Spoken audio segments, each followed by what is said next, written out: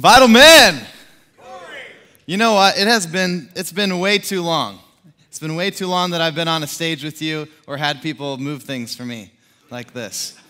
So thank you. Thank you very much, Steve and Mike. It's been a journey, men. If you've watched me in the past 4 or 5 months, you may not have seen me very much. You may not have heard from me very much, except for my writing on the devotional page. You could say that Cory has taken a season of rest because I crashed and burned. And you are going to hear about that more tonight. But being in front of you is refreshing. Seeing you all, seeing the smile, seeing and feeling your spirits in this room is renewing to me. And I am just so humbled to be here with you and experience tonight with you. And I hope that you're feeling what I'm feeling already, and that's that spirit stirring and ready to take you to a new spot. And I pray that, and I've been praying this whole time getting ready for this, that tonight isn't just another night that you come to attend. That it's not just another night to listen, but that tonight something happens inside of you that moves you to a place that you've never been before. Because I tell you what, my past year has been exactly that. There's been so much happening inside of me and in my life that's brought me to a place that I'd never been before. This month is Blurry Jesus, okay? If you guys saw the opening video that Kyle and I did, just give Kyle a round of applause for that, right? I just sit in a chair and say some things, and he pieces it all together, right? That is not possible without him. So that video is it's a precipice, it's a piece for us to go off of for this month. And so you guys we'll look it up later. You can look it online. If you're watching on the internet, you can see the link in the description below. But Blurry Jesus, it happens so often that we think we know who Jesus is. We think we understand Jesus, and all of a sudden, we just get this fuzzy picture. And that brings us to tonight's message, which is going to be about blurry understanding. And exactly what it says there. What do we see when we are in the midst of catastrophe? Catastrophe. Those moments of just danger and disaster where our lives are just ripped to shreds. And here's a question I want to ask you tonight, just to start. So much of us, if we would tell our story, you know, what in that is the moments that define you? If you would turn to the person next to you, if you would tonight, and tell them your personal story, all open and real, all vulnerability on the table, and tell them your story, what would be the defining moments of that?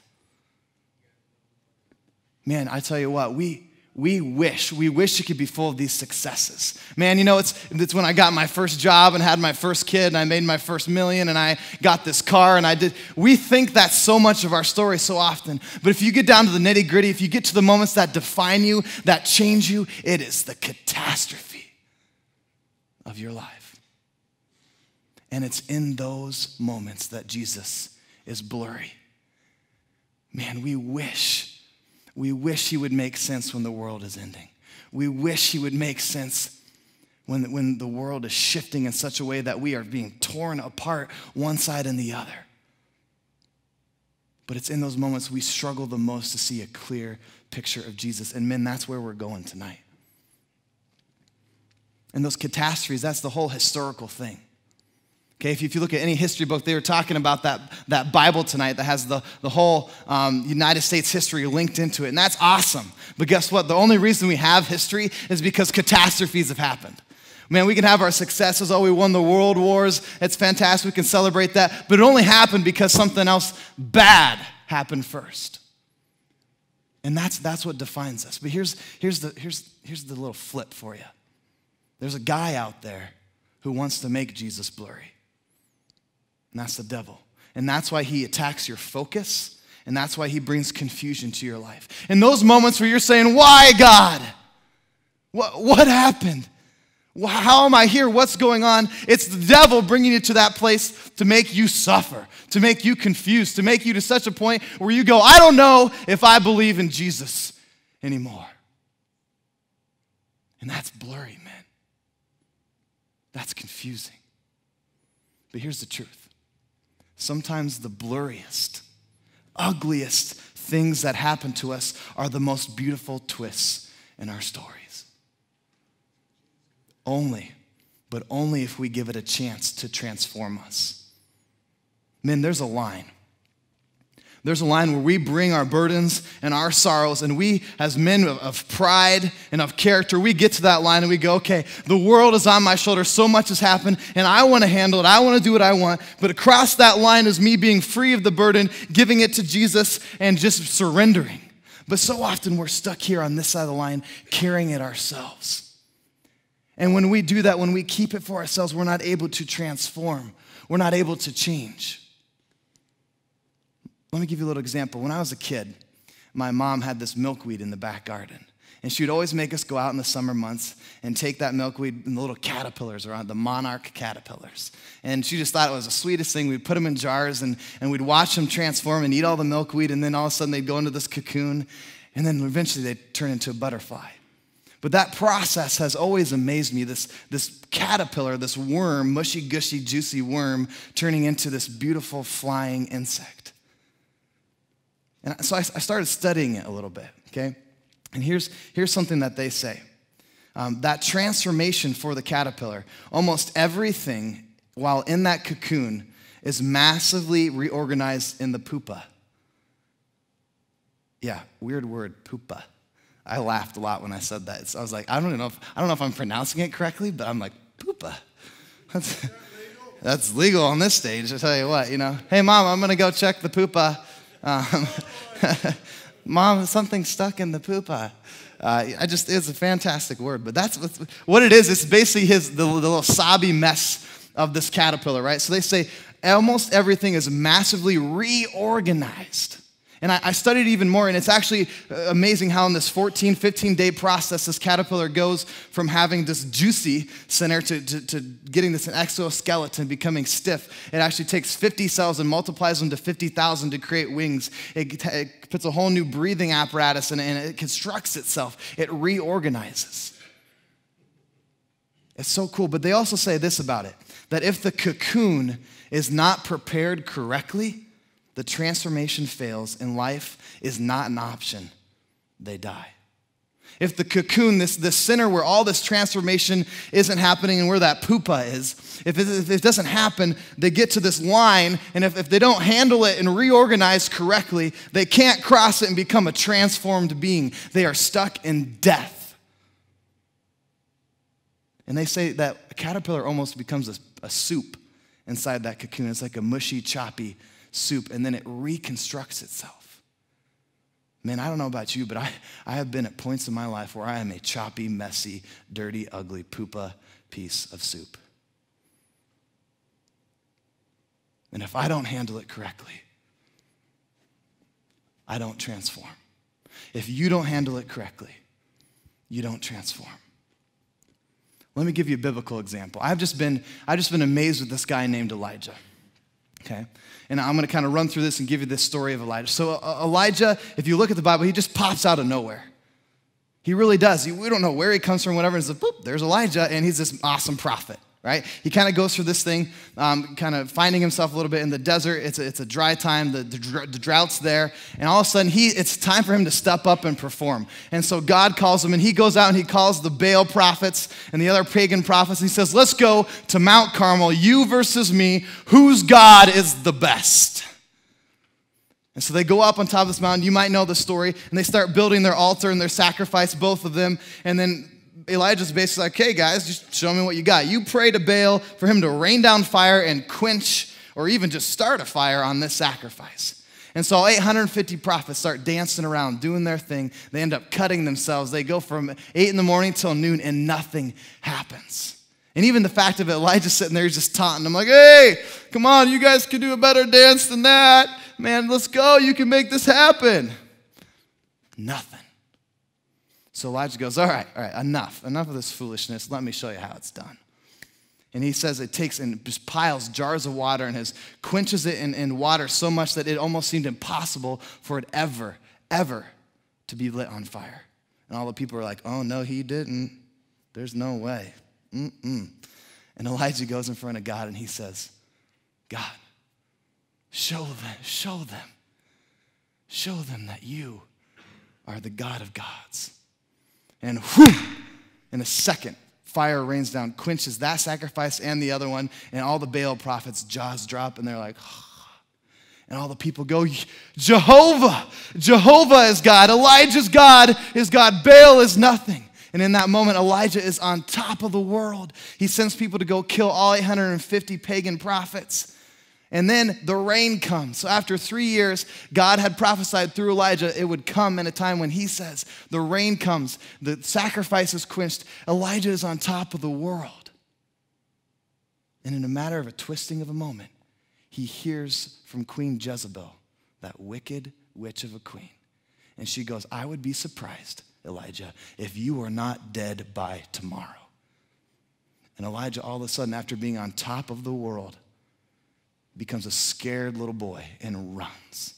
And he runs so fast and so far that he gets to a place where he sits underneath the broom tree, and it says that right there. He goes, I have had enough. Just take my life.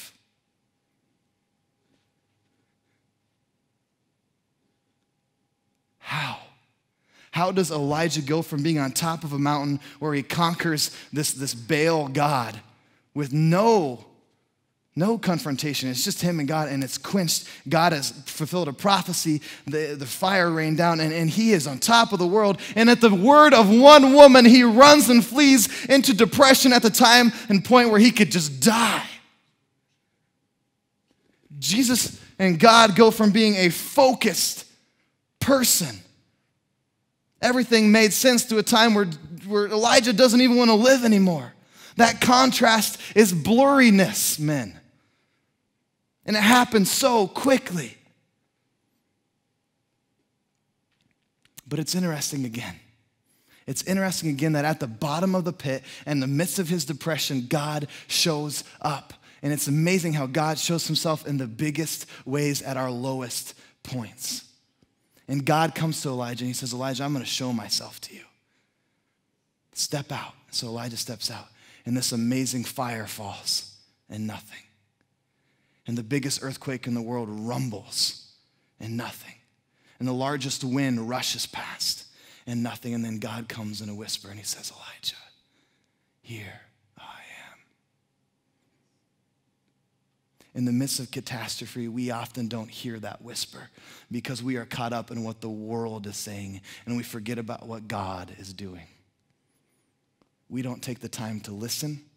We don't take the time to center ourselves. We get lost in the noise and in the catastrophe, and Jesus is this blurry person that we no longer trust or understand or can give any of ourselves to. And men, it's in that moment we need him the most. That's when we need him to be the clearest, and yet we have some twist in us, some lack of transformation, some prideful part of ourselves that says, no, God, I'm not ready. I'm not ready to submit and give myself and let you take care of this. I'm going to do it on my own. And we've all been there, men. I truly, truly believe that. And again, we said this in the video, but how we view Jesus is the lens of which we see the world. When catastrophes happen, people, man, I know you've been there. I've been through this too. There's things that happen in the church. There's things that Christians do that really make Jesus kind of offset for you. You go, you know what? I'm not a big Jesus guy. I'm not a big religion guy because something happened to me within that realm. And often that changes that lens of how we see Jesus. But I'm telling you, how you see Jesus up here is how you see Jesus out there. Here's some examples. If you see Jesus as this person who has rules and you have to follow them, well, guess what life turns into? It's just you breaking the rules, right? I'm a kid. All my parents told me I did the opposite. Don't throw my brother off the deck. I threw my brother off the deck. That's what you do. If you think Jesus is just some boring routine, there's nothing fun about Jesus. He's just, you pray and you read the Bible and you just do what you do, well then guess what? You're going to have a really lazy life all around. If you think Jesus is just confusing, you don't understand him, he's too complex, he doesn't make sense how he can be 3 in 1 and all those mysterious things, well then you're going to lack purpose. All of a sudden, because you're so caught up in how confusing he is, you're not going to have any purpose or passion or drive for your life.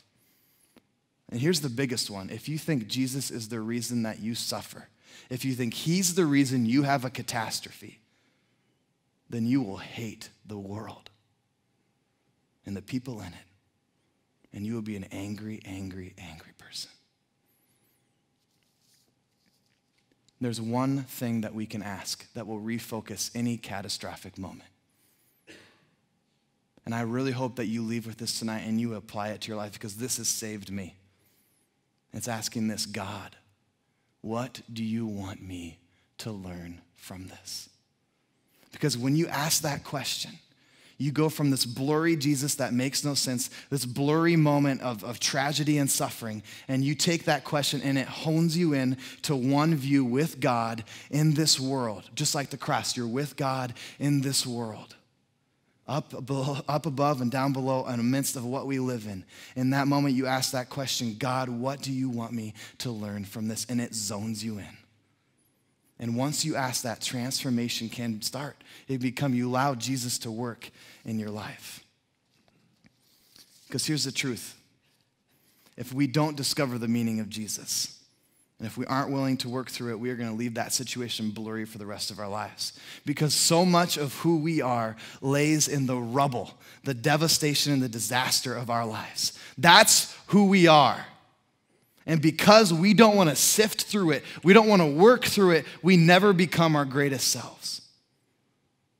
Because we want to stand behind that line and just kind of ignore that it exists. We don't want to touch it. We're just put in the corner. I can't become my greatest self because I hang on to it. But we have to take the time to work through it, to touch it, to move it. Guys, I want to be really, really real. And I'm going to tell you 3 stories about my life in this past year and a little longer. So go there with me. Go back to 2010, 5 years ago. I had dropped out of college. Still gives my mother anxiety, right? I dropped out of college, went to Australia to do mission work. And while I was there, my father had transitioned out of one job and couldn't get another. And for a long time, my dad struggled trying to find a job. And here I am in Australia, and all we can do is email back and forth maybe every 2 weeks. And he's just pouring his heart out to me. Cory, I'm trying. I'm trying to support the family. I'm trying to find this job. I've applied everywhere. I'm doing all these side jobs of what I can. I'm trying to make it happen. But Cory, I don't get why Jesus is doing this.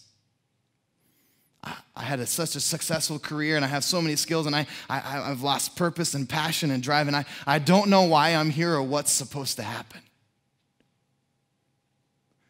And Jesus, for me and for my father and our family in that time, was really blurry. God, I don't get it. Why take from us something that we had? Why put us through this? I don't get it. Fast forward to now, if you would ask him what he learned in those moments, he'd be able to tell you. And now, praise the Lord, with Vermeer Manufacturing, he has a fantastic job that he loves and that he's great at. Seasons change. Go back with me again to about 4 months ago. I told you there's a reason I haven't been on a stage in a while. This is the first time that I've spoke more than 5 minutes in front of a crowd for 4 months. I used to do it 4 times a week. 4 months ago, I hit my rock bottom. I was emotionally dead. I was spiritually traumatized. I had ran so hard and so fast that I hit a wall and I got knocked out. And that lowest point for me was depression. And I never, ever thought Cory Nikkel would ever be depressed. Ever. And here I am on my back like this broken insect that can't get back up, wallowing in my sorrows. And at that lowest point, I remember I just cried my eyes out in my father's shoulder. And they were so worried about me and so concerned, and I didn't want to see the daylight of tomorrow, that my mother drove an hour and a half to come sleep next to my side that night. And I'm a 25-year-old man. And I couldn't stop crying.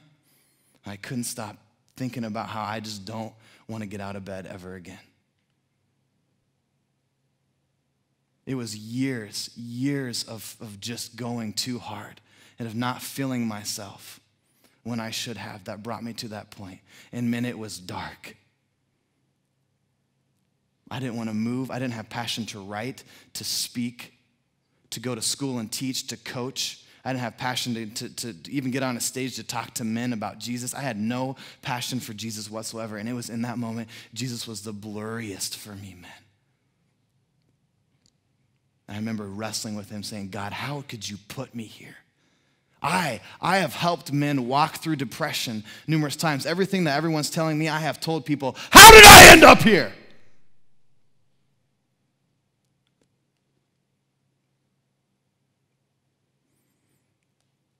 I ended up writing an article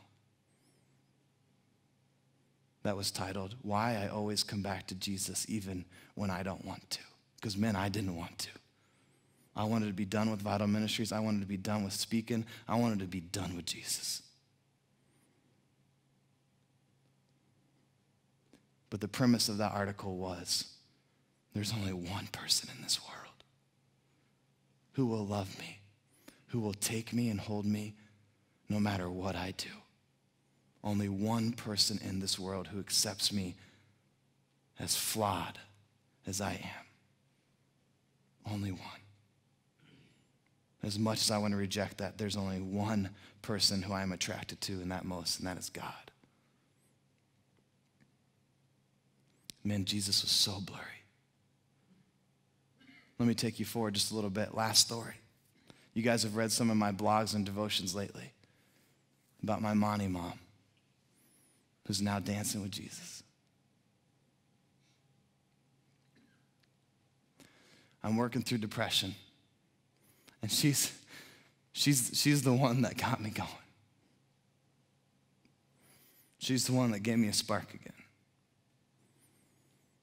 And then I slowly watch someone die from cancer who doesn't deserve to die, who is the happiest, most loving, sincere person I've ever met in my life, who has changed so many lives and touched so many people, and I watch her die. Jesus, how could you? It's so blurry. And in the midst of it, I watch a man, my Monty dad, who never falters. And I'm struggling with Jesus, saying, Jesus, well, how dare you? How dare you add one more thing? How do you do this to me in this moment? And then I watch a man walk with his wife and love her so dearly and so strongly. And he's so faithful to Jesus. And he says, whether she dies or whether she lives, we win. And Jesus was blurry for him then. He's still a little blurry now. But men, catastrophe brings blurriness. I'm here to tell you that number one, that's okay. But number two, it's our job to work through that. Because if we don't, we have just slapped Jesus in the face. You all have blurry moments. You all have the lowest of lows.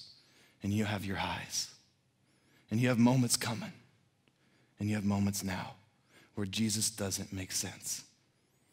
And it's in those moments we like the quick fixes. We like to go to pornography. We like to look at other women. We like to put our pride in our work and our hobbies in it. We like to put stuff in it so we don't have to deal with figuring out Jesus. But it's in those moments that we are at that fine line and he's saying to us, you got to give it to me. You've got to focus on me. Quit letting the devil distract you from focusing on me and get your life straight. I don't care, he says. I don't care what this world brings you because my eternal perspective makes sense. It has a story and a message that is so powerful for your life, and all you got to do is just give it to me. And man, here's the story. Here is why we are Christians. Here's why we believe in Jesus Christ. Because he said at the beginning of time, Father God, I will go to earth.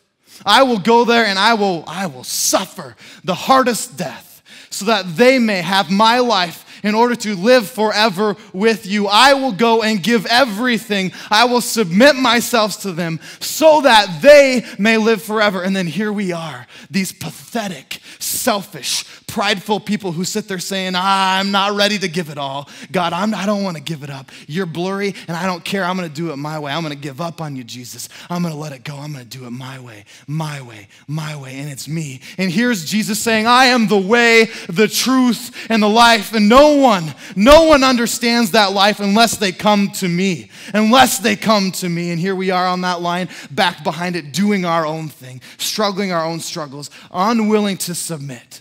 And we are sitting there, we are just strangling, man. We are just strangling life on our own. And we're saying, it's my life, and I'm going to do it my way. And if I want to take time to do it, then I'm going to do it.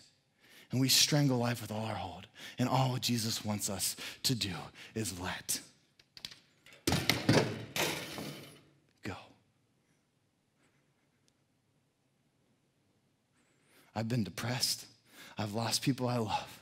I have been at the lows of lows. And the more that I strangle and hold on for myself, the more I am destroyed. But I find life in letting go. I find clarity in letting go. I find hope in finding Jesus in the blurriest of moments.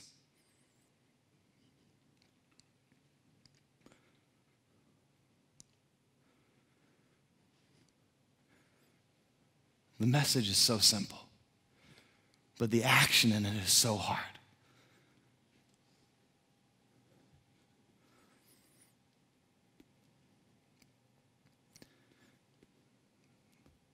It's about this. It's not if, but when it's going to happen.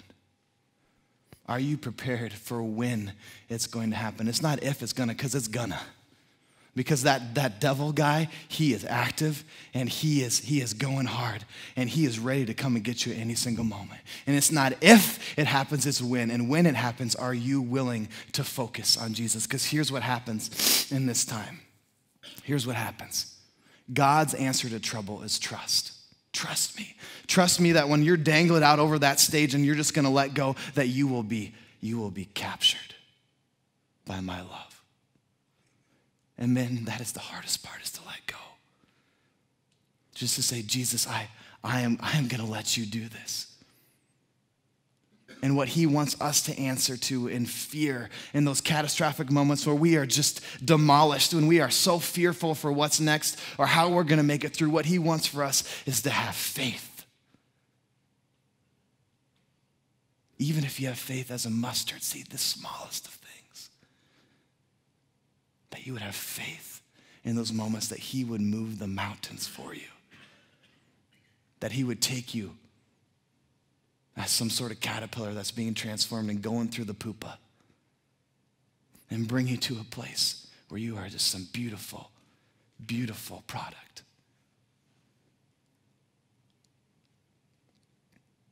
As the praise team comes up, I want to give you this verse. I took Psalms and I combined a bunch of these. And it says this.